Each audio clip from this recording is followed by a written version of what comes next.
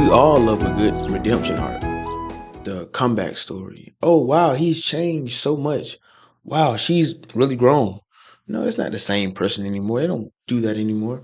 Meanwhile, the person in question is halfway through your wallet, and every transfer you send them is either going towards drugs, food, and clothes, or is supporting their addiction that they tell you no longer exists. Because we don't believe in facts or the history that proves that this person won't change. We believe in optimism and hope that this person will become the person that we envision them to become. But hope only works in a few places, in the great words of Ken Martin. And hope really is only working if her regulars are stopping by, if you catch my drift.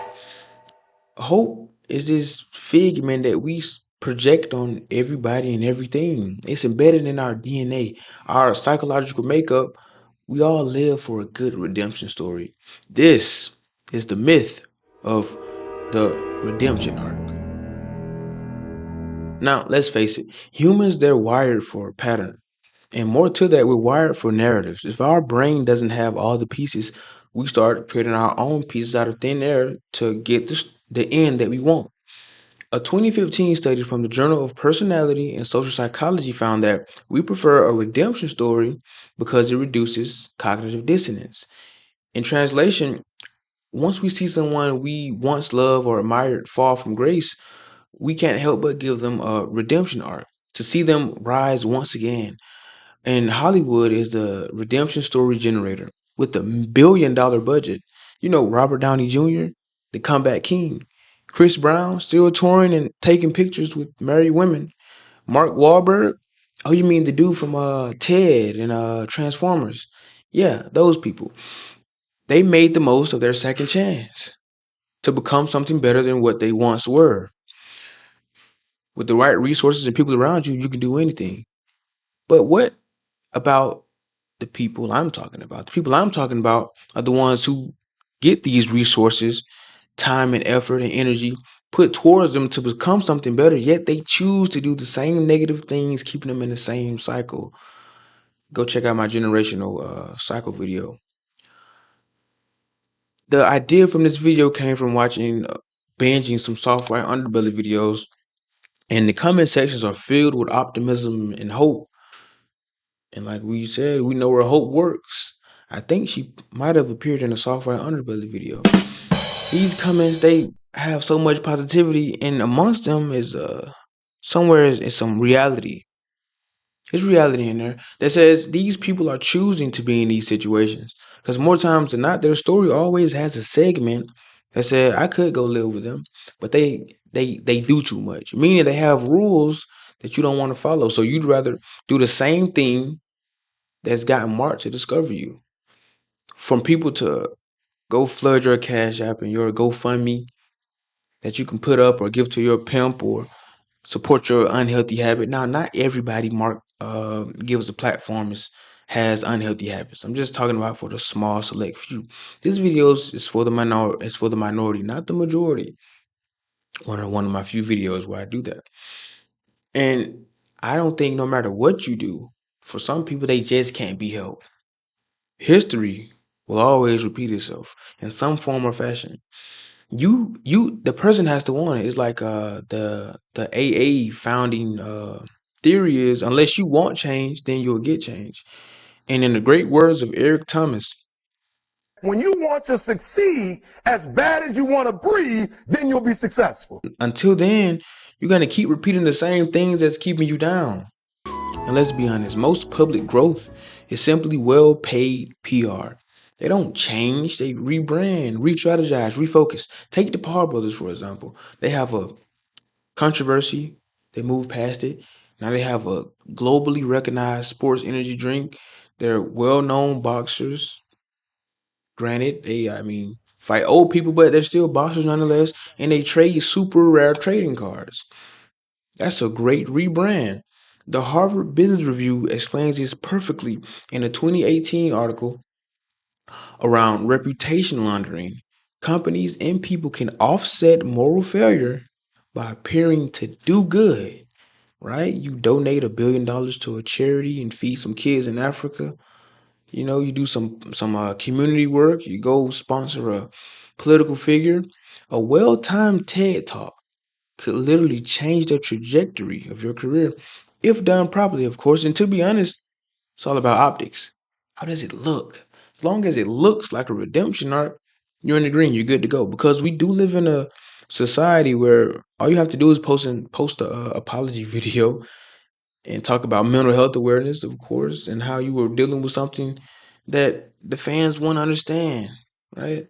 An example of this, just some random. Like when Will Smith apologized to Chris Rock, right? He apologized to Chris Rock with ample product placement around his studio set. Basically filmed a movie to apologize. You could have just called him in person, visited him, reached out. But you did product placement, you apologize. Now no one even brings up the infamous night, except for me, apparently. Now look at Will a few years later, man. He's back to rapping.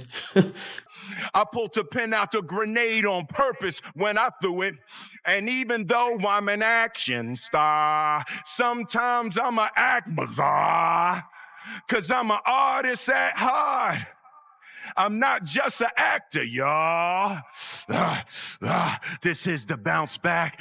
Watch Will, y'all. This is the bounce back. Rapping, doing what he loves to do. He's back. The redemption arc. The redemption story. He showed remorse. He's human like me and you. See? I knew he didn't mean to slap him on a public stage and embarrass him. He just was going through something mentally and he was tired of it. And here's a nasty truth, right? We don't forgive because we're generous. Most people forgive because they're lazy. Psychologists actually refer to that as moral licensing. It's where when someone does bad things and once they do one good thing, you give them a pass in the future for doing future bad things. So their past, they get a pass for the past, but they get a pass for the future, if that makes sense. Well, it's a billionaire. They donated billions to school. They built the road. They even built the school, right? Look at them. They're trying. We're allergic to accountability. They do all these things, and you still ignore the fraud and controversies that follow them.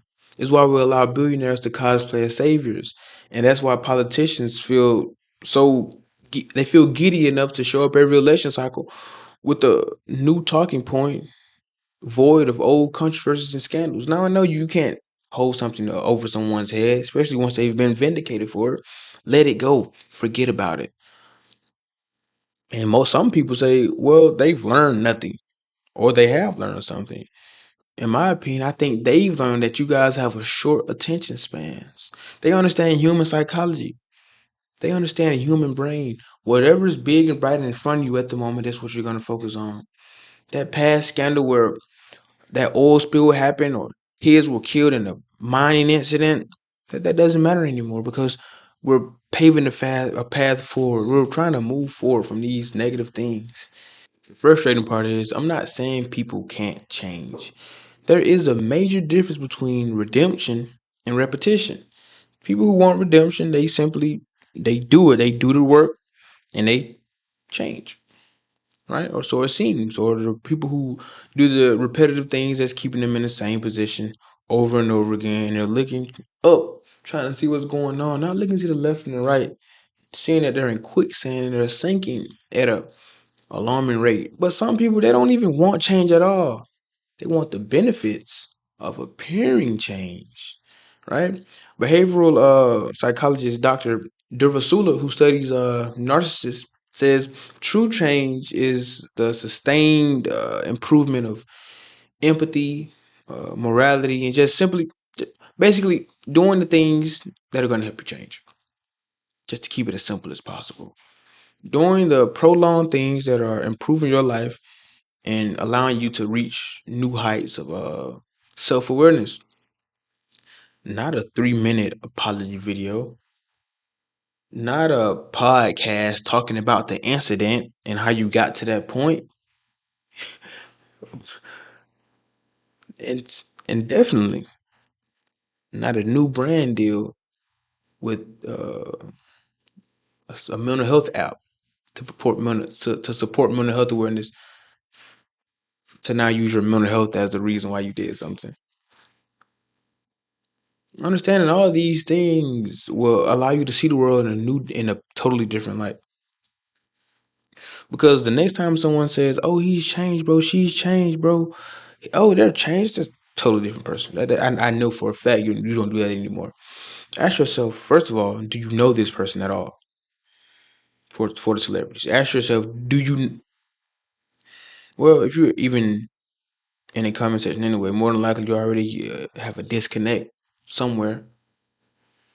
When it comes to family and friends, ask yourself, ask them, am I being shown the true version of yourself? Is this yourself? Is this you? Because we all put on the mask for the people that we have some kind of respect for, so we don't want them to see us at our lowest, which leads to these negative behaviors turning into addictions or trying to find out, so we don't have to have that shame or walk around with that dignity, not dignity, that embarrassment. Embarrassment is a great tool.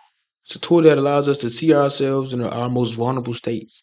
Use that and think, I don't want to embarrass myself. So let me make positive actions. Let me do the right thing. What is the right thing? That's for you to determine. But I can tell you one thing, the right thing isn't hurting you or the people around you, physically, mentally, emotionally, or spiritually. That's for sure.